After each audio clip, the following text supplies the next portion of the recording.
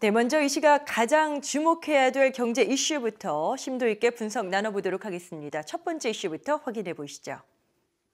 트럼프 대통령의 오락가락 관세 정책이 계속되고 있습니다. 글로벌 증시의 등락도 거듭되고 있는데요.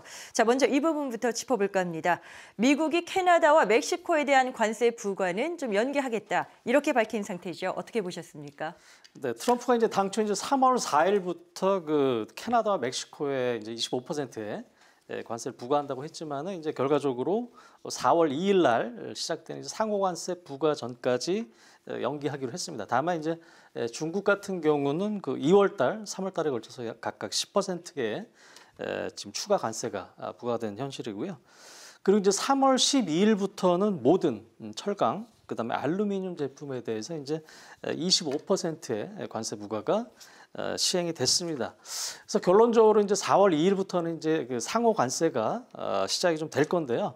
아무래도 그 상호 관세가 시작 이후에 트럼프 같은 경우는 그 각국별로 양자 협상에 들어가는 전략을 취할 것으로 보고 있습니다. 그래서 이 관세라는 것은 이제 그 자체보다는 좀 더 유리한 협상을 이뤄내려는 어떤 수단일 가능성이 크다라고 보고 있고요. 다만 이제 그 트럼프 대통령의 말 한마디 한마디가 이제 하루하루 오락가락하기 때문에 이제 그 말 한마디에 따라서 하루하루의 그 증시의 출렁임은 좀 피할 수가 없을 것으로 좀 보고 있습니다. 네. 미 연준의 행보에도 많은 관심이 모아지고 있습니다. 미국 2월 CPI는 시장 예상을 밑돌았는데요. 다만 이 부분은 트럼프 대통령의 관세 정책은 반영되기 전인 것으로, 아직 본격적 반영이 되지 않은 것으로 그렇게 풀이되고 있지 않습니까? 자, 그렇다면 미 연준은 앞으로 어떤 액션을 취할 것으로 예상해 볼 수 있을까요? 네, 사실 굉장히 지금 경제적 변수와 그다음에 정치적 상황들이 굉장히 좀 불확실성이 크기 때문에 연준의 금리 방향성 부분에 있어서도 우리가 정확하게 판단하기에는 솔직히 어렵다, 이렇게 좀 볼 수 있겠습니다.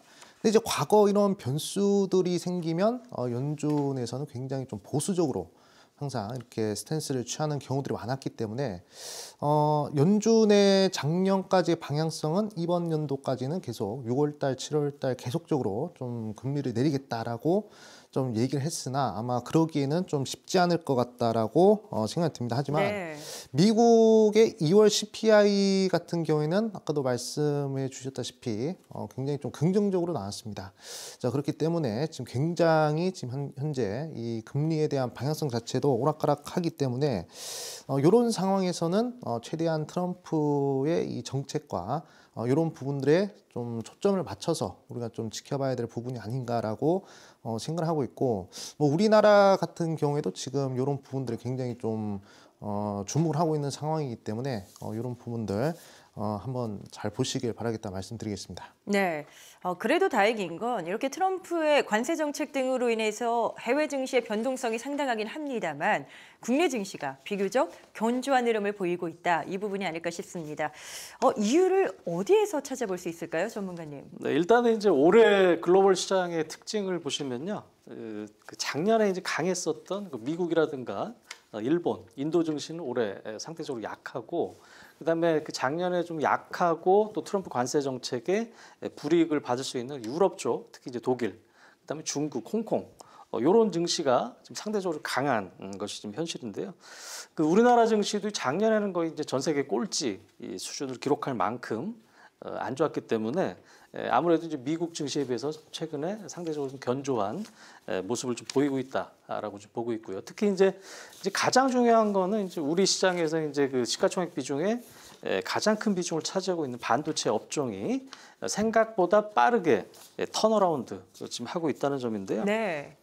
네, 일단 이제 낸드 플래시 가격 같은 경우에는 그 당초 이제 3분기 회복을 생각을 했는데, 최근에 보시면은 미국의 샌디스크라든가 중국의 이제 YMTC 같은 경우에 4월부터 이제 낸드 제품의 가격을 10% 정도 올릴 걸로 지금 발표를 했고요. 그다음에 디램 가격도 거의 한 달 새 6% 넘게 지금 오르고 있습니다. 그래서 이제 기존에 강했던 AI 분야뿐만 아니라 약했던 그 레거시 부분의 업황의 턴어라운드도 생각보다 상당히 좀 빨라지고 있다. 그렇게 보고 있습니다. 네. 그렇다면 수급은 어떨지도 들여다보도록 하겠습니다. 이렇게 해외 시장에서의 변동성이 높아지다 보니까 국내 증시로 개인 투자자들의 자금 유입이 빨라지고 있다라는 분석이 나오고 있습니다. 자, 이렇게 된다면 코스피 상승에 더 힘을 실어줄 수 있는 게 아닌가 이런 기대 심리가 나올 수 있거든요.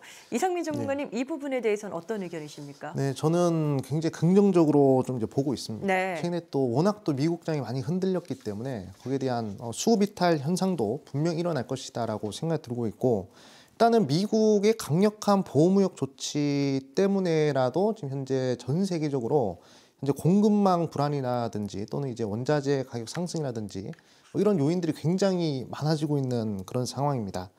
그렇기 때문에 이런 글로벌 증시 자체가 굉장히 부담스럽기 때문에 우리나라 쪽으로 해서, 우리나라뿐만이 아니라 뭐 해외 신흥국 쪽으로 해서 자금 유입이 충분히 좀 될 가능성이 크다라고 생각이 들고, 특히 우리나라 같은 경우에는 반도체라든지 또는 이제 방산이라든지 그다음에 뭐 조선이라든지 뭐 이런 부분들로 해서 나름 전 세계적으로 경쟁력을 가지고 있는 산업들이 많잖아요. 네. 그렇기 때문에 이쪽으로 해서의 외국인들뿐만 아니라 많은 메이저 기관들의 매수세가 다시금 좀 몰릴 가능성이 크다라고 생각을 하고 있습니다. 그래서 글로벌 변동성이 커지면 커질수록 우리나라와 그다음에 신흥국의 증시 변동성에 대한 기대감 한번 가져보셔도 좋겠다라고 강조드리겠습니다. 네, 알겠습니다. 자, 다음 이슈도 점검해 보도록 하겠습니다. 두 번째 주요 경제 이슈입니다. 자, 아무래도 많은 분들이 가장 또 주의 깊게 지켜보고 있는 그 기업이 아닐까 싶습니다. 바로 테슬라입니다.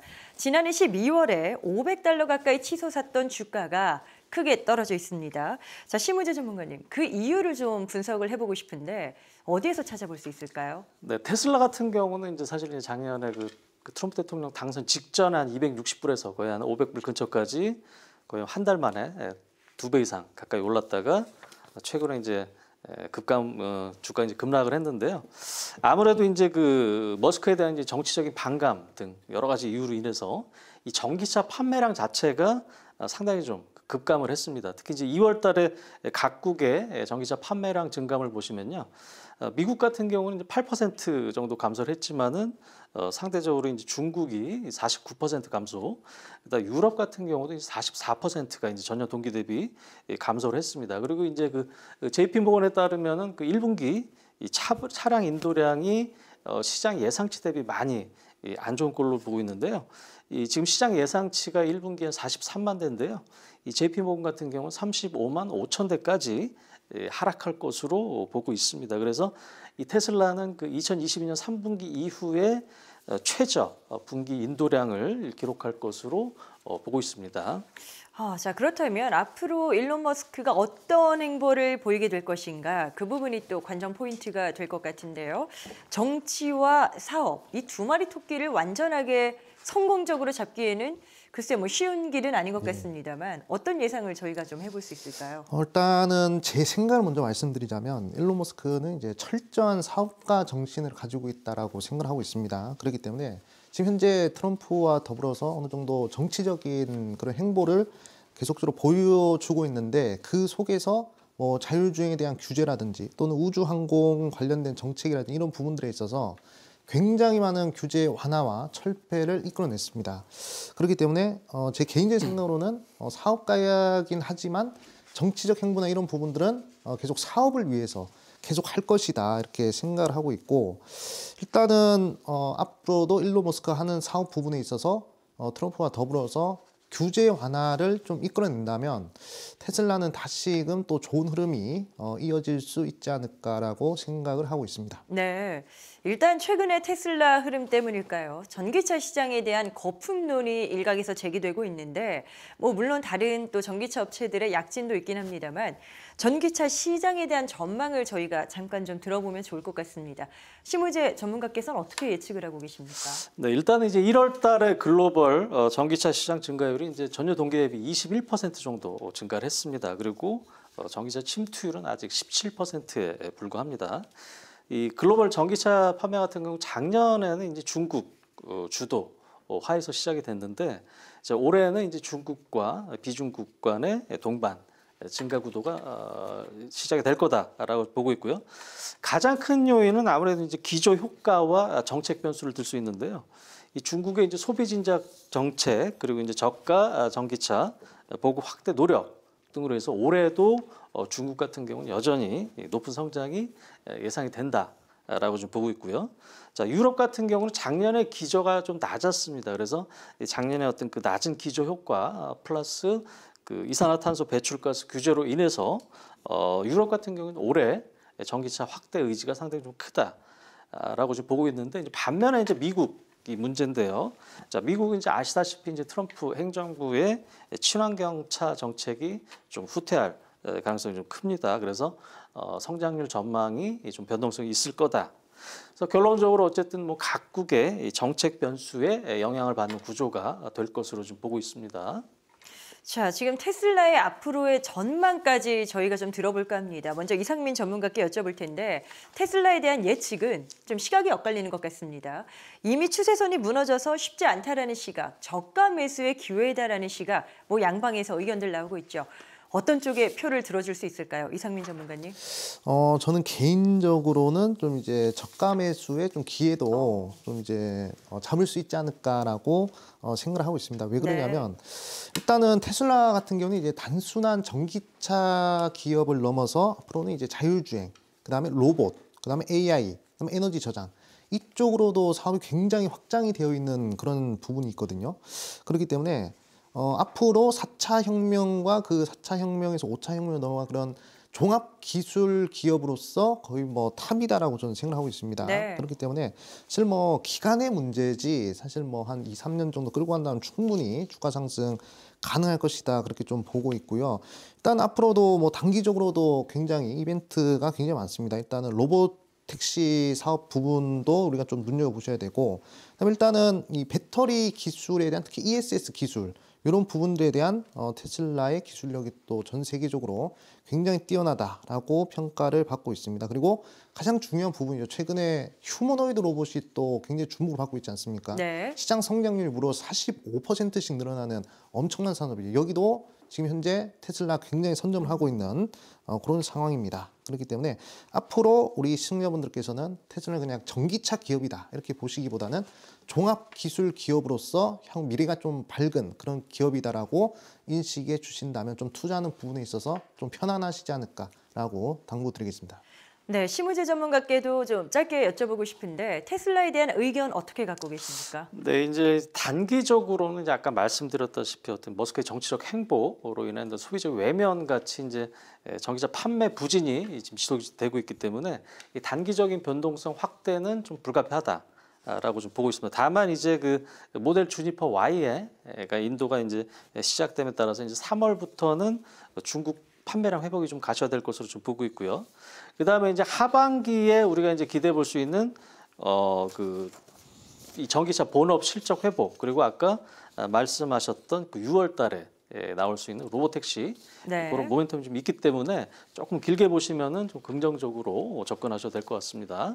네, 테슬라 이슈까지 짚어봤습니다. 세 번째 주요 경제 이슈 체크해 보도록 하시죠. 화면 보시죠. 네, 최근 물가가 너무 가파르게 오르고 있습니다. 많은 분들이 생활에서 이미 체감을 하고 계실 텐데 이상민 전문가님, 이게 가격을 올리면서 소비자에게는 부담이 될 수 있지만 사실 기업 입장에서 본다면 이게 또 실적으로도 연결될 수 있는 부분이 있지 않겠습니까? 예. 어떻게 저희가 좀 분석해 볼 수 있을까요?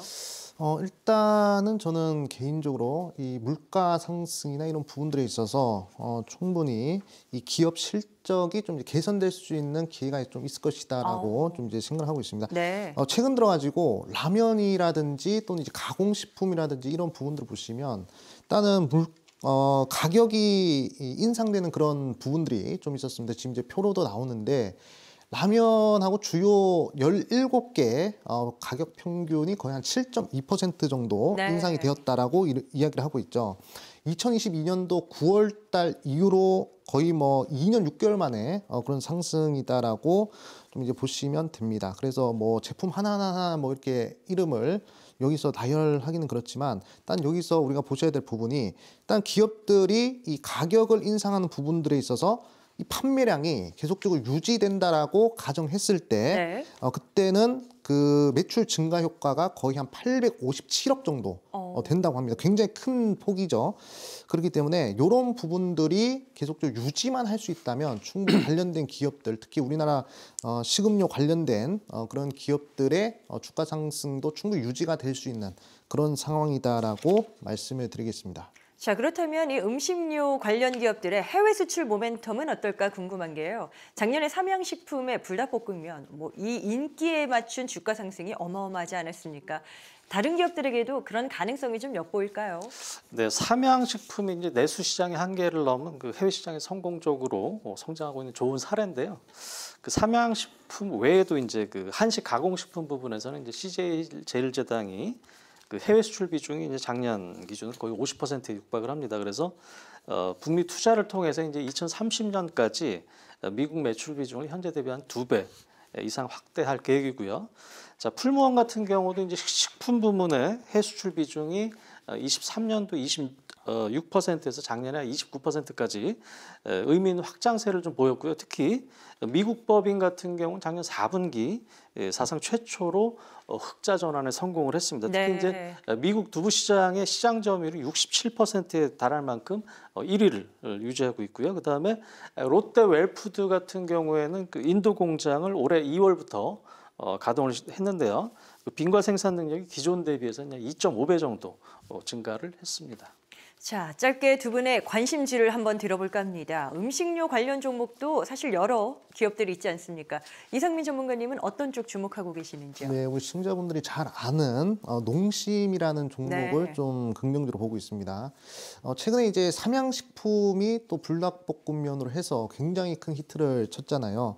사실 뭐 농심 같은 경우에도 이제 비슷한 류의 그런 라면을 또 만드는 그런 이제 기업이기 때문에 충분히 좀 긍정적으로 보셔야 되겠고, 일단은 뭐 농심 같은 경우는 이제 신라면, 그다음에 새우깡, 뭐 그 등등 17개 브랜드의 이 가격이 다 상승했습니다. 자, 그럴 때 아까 말씀드린 대로 그 흐름만 잘 유지가 된다면 충분히 매출 성장 가능할 것이다, 이렇게 이야기를 드렸죠. 그렇기 네. 때문에 일단은 제가 농심 콕 집긴 했습니다만 대부분의 그 식음료 관련된 종목들의 좀 이제 주가 상승이 좀 이제 기대되는 상황이기 때문에 그 대표적으로 이제 농심을 가져왔다라고 말씀드리겠습니다. 네, 농심 들어봤습니다. 심우재 전문가께서는 어떤 기업으로 보십니까? 근데 이제 대상이라는 업체인데요. 네네. 여러분들이 뭐 미원으로 유명하지만 이제 첫 번째로 작년 4분기 이제 실적 서프라이즈를 기록을 했습니다. 매출액이 1.04조, 영업이익이 383억으로 시장 기대치 대비 80% 정도